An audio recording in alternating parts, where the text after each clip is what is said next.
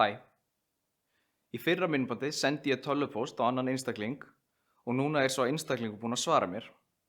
Nú ætlum við að skoða hvernig Gmail-appið sýnir ykkur samtöl, til dæmis þegar þið eru að senda pósta á milli. Þannig ef ég fer núna í innhólið mitt, tak ég eftir hvernig tölustafurinn 2 birtist við hliðina á titlinum.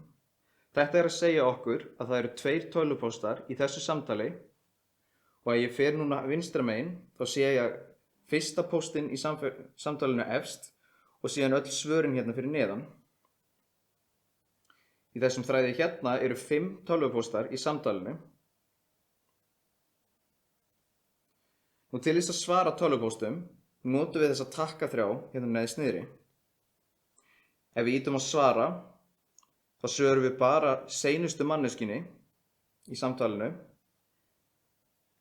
Ef við svörum öllum þá sendum við pósta á alla í samtalinu og passið ykkur að nota ekki svara öllum takkan ef þið eru að svara einhverju manneski í samtali í prívat.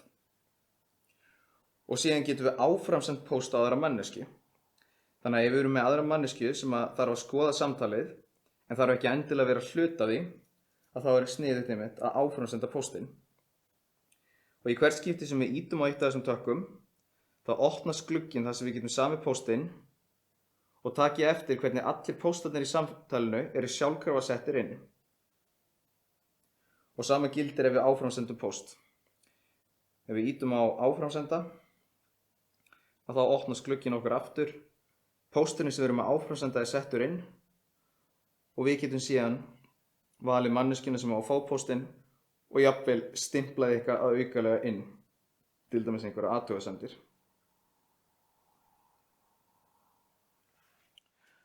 Þannig að með Gmail er ekki bara auðvelt að senda og taka við póstum, það er líka mjög auðvelt að fylgjast með samtölum og þetta er mjög gagnlegt, til dæmis ef þið eru að eiga í samskiptum við vini og kunningja eða jafnvel fyrirtæki eins og bankan ykkar.